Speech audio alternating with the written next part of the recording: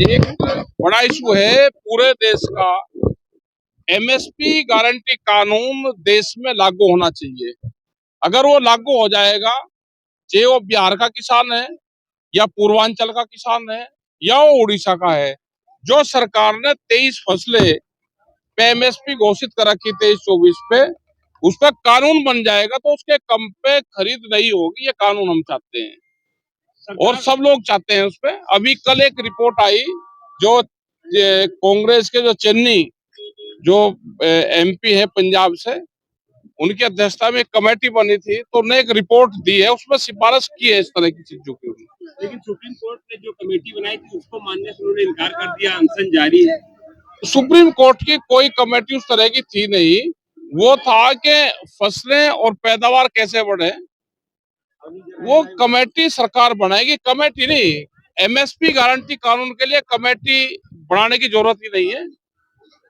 MSP guarantee कानून तो house में पास होगा और उसके बाद में वो कमेटी को कैसे क्रियान्वित होना, उस पर कमेटी बननी है। लोगों ने भी अनशन किया था, फिर किसानों को बार बार अनशन करने पर क्यों मजबूर होना? देखो, ये देश जो है, ये पूंजीपतियों का देश हो रहा है। यहाँ पे पूंजीपतियों को कैसे लाभ होगा, उसकी रणनीति बनाई जाती है। किसान को फसलों के दाम कम मिले, उनकी जमीनें जब भी तो बिकेगी। जब दाम कम होंगे, वो अपनी जमीन बेच के गुजारा करेगा, उस पर कर्जा बढ़ेगा। ये सरकार की पॉलिसी है। आपके नजदीक पूरा बिहार है, वहां पे बाजार समिति जो मंडी है वो बिल्कुल खत्म कर दी। बहुत सस्ते में वहां की धान की खरीद होती है, मक्का की खरीद होती है, ये सब खरीद वहां से होती है। करीब 1 लाख करोड़ रुपए का अकेला बिहार को नुकसान है एमएसपी से कम पे बेचने पे।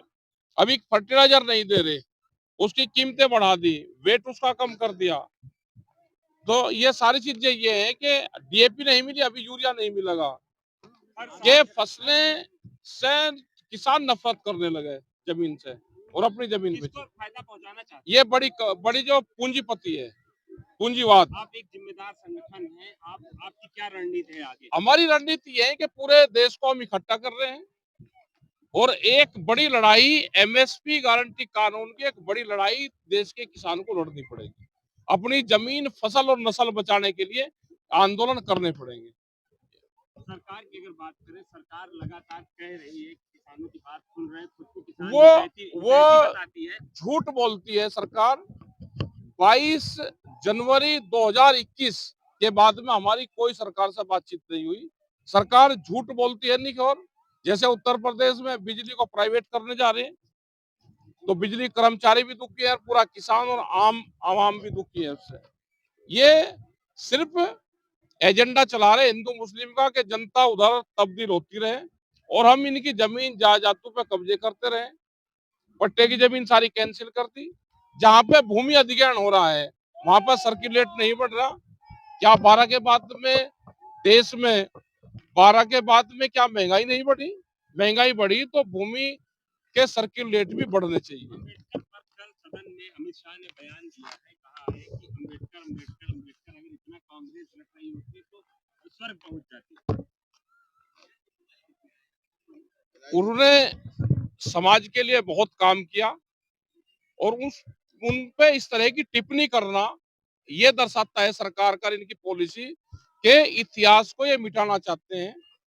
जो भी पुरानी हमारी धरोहर है, जो पुराने हमारे नामचीन लोग हैं, जो पुराने घराने हैं, उनको सबको खत्म करना चाहती है, इतिहासों में संशोधन करना चाहती है, जो ये उन चीजों से दर्शाता है।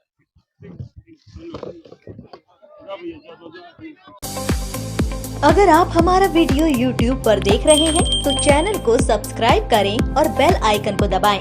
यदि आप हमारा वीडियो Facebook पर देख रहे हैं तो पेज को लाइक और फॉलो करें। धन्यवाद।